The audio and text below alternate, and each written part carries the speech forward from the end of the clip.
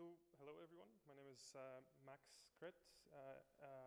I'm a second year PhD student at the University of Edinburgh. I'm here to present ScaIR, our project in collaboration with Emilien, Bauer there, and as well as both my supervisor Woodruff and Amir, Shaikhha. Right. But before we start, let's set the scene sort of. So, in a while now, we have seen a rise in sort of heterogeneous hardware as to sort of get low-level optimizations, as well as DSLs to sort of get the high-level interface and more sort of abstraction-aware optimizations as well. And at the backbone of these inventions are compilers or compiler infrastructure. And we see that it's been sort of rising steadily for the last X years. And we argue that part of the reason for this is that there is a lot of code duplication for different compilers, especially at the middle end bit, where different compilers sort of, how do you say it, rewrite the same abstractions over and over, as well as transformations over them. And the current sort of state-of-art tool to manage this complexity that is very promising is MLIR. And it allows you to sort of combine all of the abstractions and transformations at that level, and allows each of these compilers to lower to MLIR and then sort of let MLIR take care of the rest. So, in short, I'm going to achieve this through sort of a unified structure for different compiler abstractions, as well as the tooling. So this is done through three main things. Attributes, which is compiler metadata, or compile time values, or types, as well as operations, which are sort of like constructs of a language, or sort of abstract units of computation. And dialects, which package them into sort of namespaces. As well as the single static assignment representation, ScaIR representation. And tooling, which is sort of a C++ code base, different APIs, different DSLs like TableGen, and yeah. So let's see, for example, how a simple dialect would look like, for example, in MLIR. So here we have addition. A simple sort of a language with just addition and constants. So this would be an example program within that we could express in this language. It's addition of 17 and 42. And in MLIR, this would look sort of like this in the MLIR IR, where we sort of define the first two constants as operations, and then we add them. And here you can see this is an example of an attribute.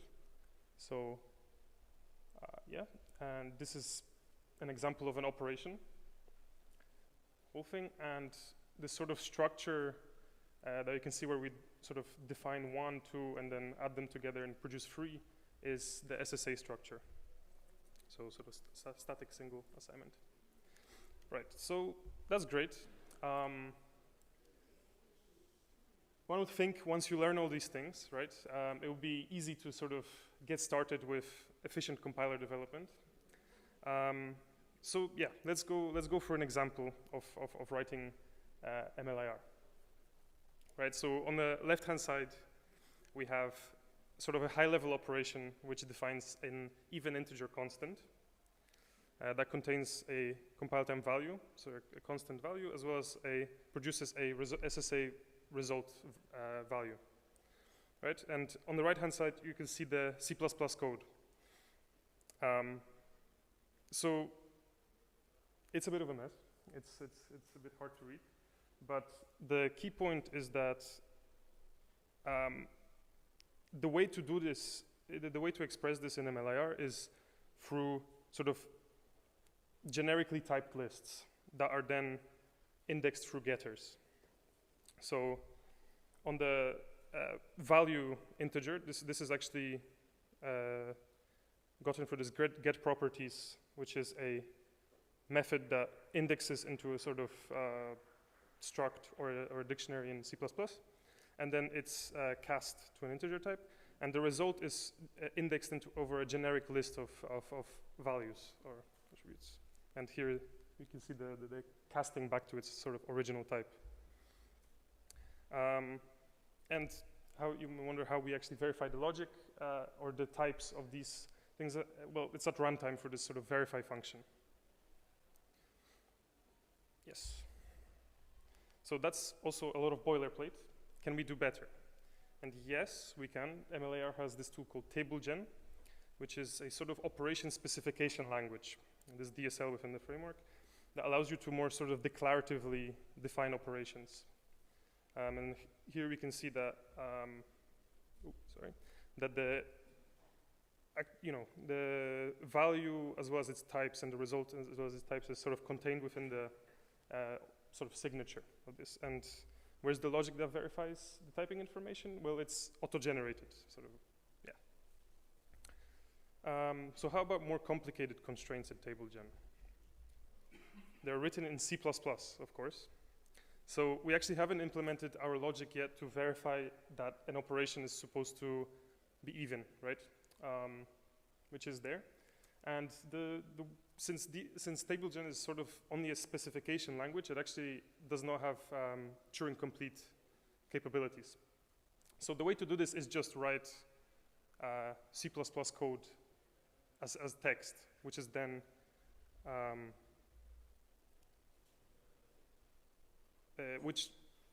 is then basically pasted into a C++ definition or generated C++ class for the operation. Yes. Okay, so that's interesting, but can we define rewrites over TableGen operations? So yes, we can, kind of. So TableGen supports pattern-based transformations, and these are sort of shown like this, where we have an addition of a constant and another constant, where we sort of merge those two constants together. And we can do this through defining our sort of matcher. So the thing you can see on the top, on the left-hand side.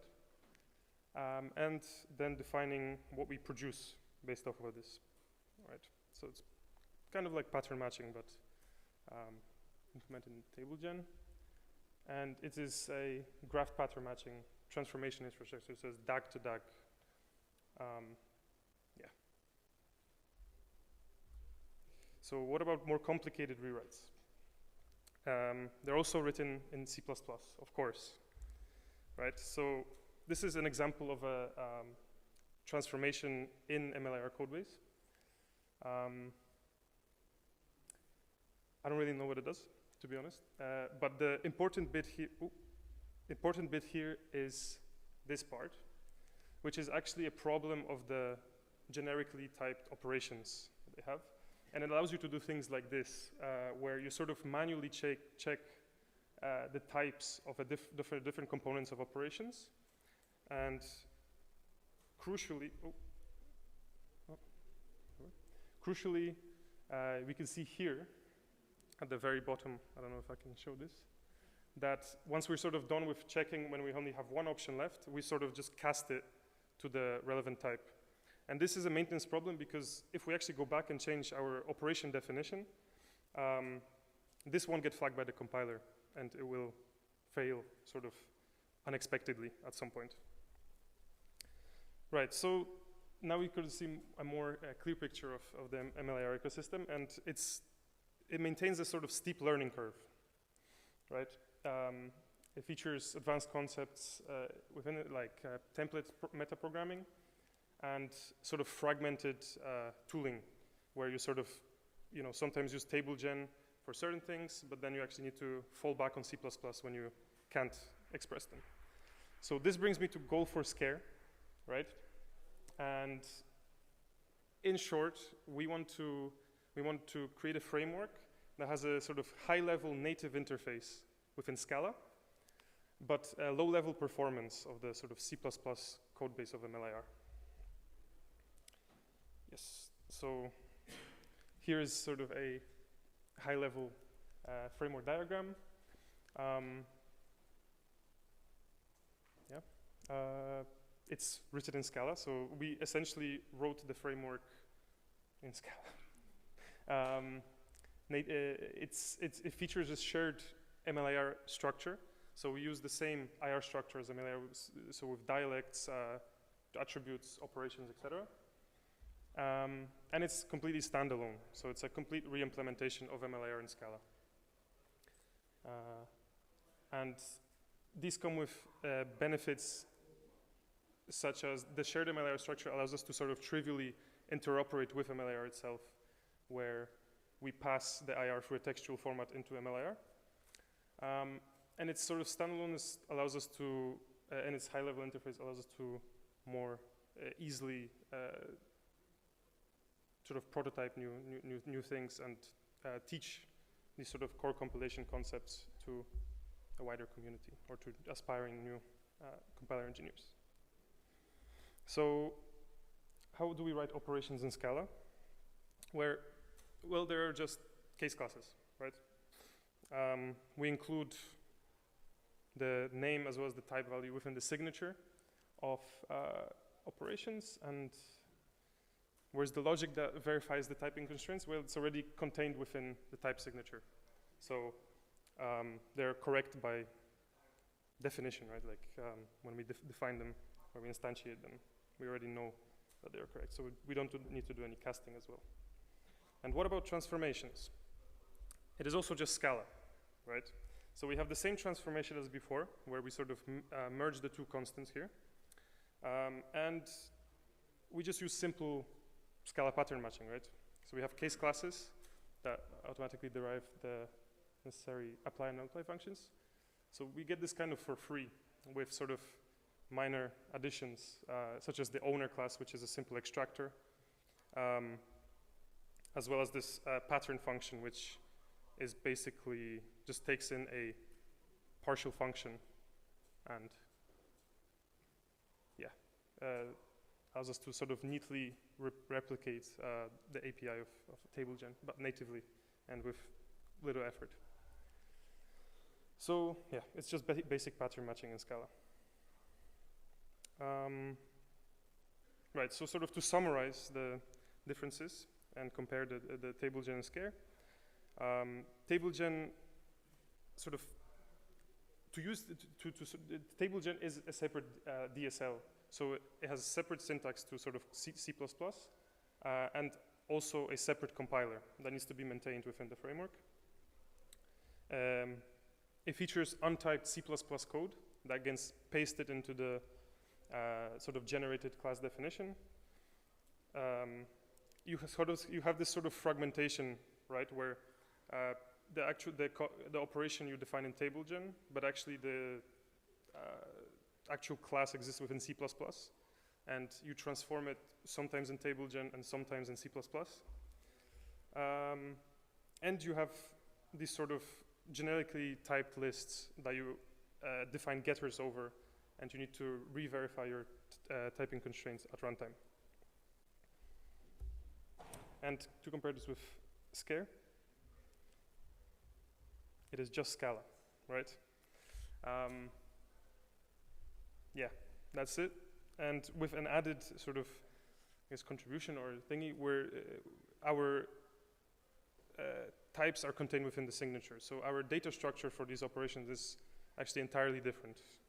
Or, yeah, it's different from the one in MLIR.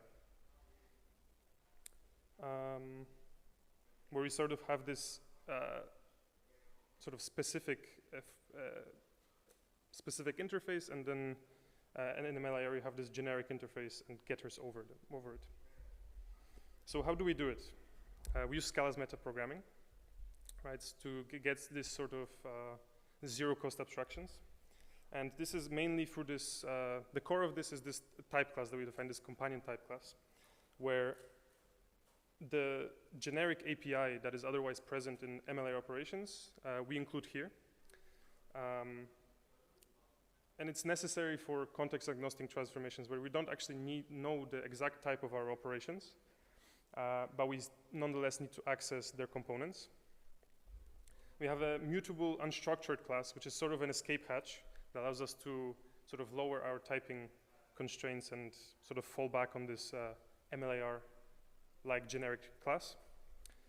And we have two methods, which is structure and destructure, that allows us to sort of switch between this well-typed and mutable untyped class. And here is a sort of worked way of how we would derive these things. Firstly, we take our operation definition, right? So our class definition, and we use a mirror to extract its metadata into like a class, right? Where we, as you can see, we sort of get the name of the value as well as its type, and the name of the result as well as its type. And then we use an expr, or a sort of AST representation of our almost runtime instance of the class, and we use the quotes library to then derive the specific implementations of these components. Right, so we see on the right-hand side this sort of generic list of properties, which actually takes the I and then it extracts the value out of it, as well as the results there, and yeah. And then we actually go back and we use a recent feature of sort of most recent Scala, or Scala 3.7 or 3.8, the deferred keyword, where sort of at compile time, we take this derived operation companion and replace our definition of this sort of generic API in operations with the derived, the derived parts of the type class. Yes. So what's our progress so far? So here's sort of the summary of our qualitative measures, right? We, in a sense, were able to combine this sort of high-level API of table gen and sort of the benefits you get from a C++ definitions together into just Scala. As well as sort of even, creating this new data structure for operations that allows us to express type constraints within the signature of classes, of operations, and for our runtime, we have two sort of benchmarks where the first one is where we sort of randomly generate operation constants and then randomly add them together. And then run a constant folding transformation over the sort of benchmark or the operations. And we see that we're pretty on par with MLIR. We're slower, but not significantly slower. And what's interesting is we've tested this with both the sort of Scala JVM as well as Scala native compiler. And at a certain point, we kind of see the what we believe as benefits of JIT sort of kick in, where the JVM actually outperforms the Scala native given sort of enough operations. And then we have a second benchmark where we generate when we predictably generate the constants, where we have like sort of generate a constant, and then we add it, and then another constant, then we add it, and yeah. So here we can actually see the benefits of JIT, where the JVM actually manages to match the performance of low-level C++ MLIR at some point, right? It gets there, and looks like it might even surpass it.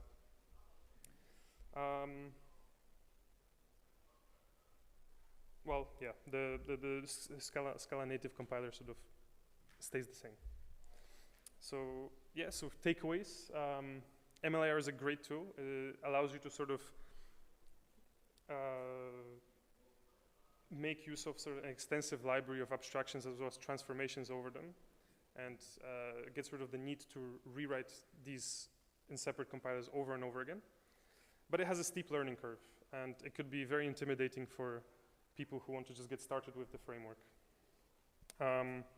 We can use Scala to lower this curve without significant sacrifices in performance.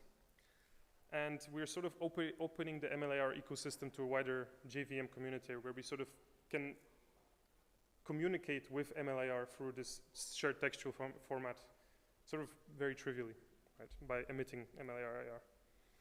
And in the future, we want to push the performance of ScaIR even further. So we've done kind of the naive and most basic things we could have, but there's still a lot of work to be done. We are looking for possible compiler use cases for our framework. And yeah, we, of course, welcome your help. We're quite new to the community, and we're really glad to be here. And thank you. Let's collaborate. Yeah. Thank you. Any questions? Thank you, Max. Any questions?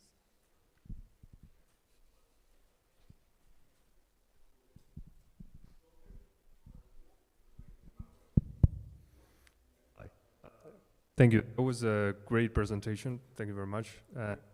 The implementation specifically looks very cool.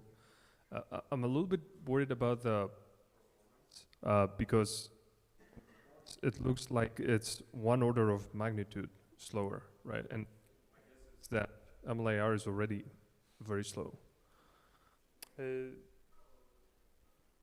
Sorry, could you repeat the question? Yeah. So the question is, okay, so basically it seems that your implementation is about 1 order of magnitude slower than MLIR. Mm-hmm. And MLIR, I think, is probably already pretty slow with all this object-oriented programming.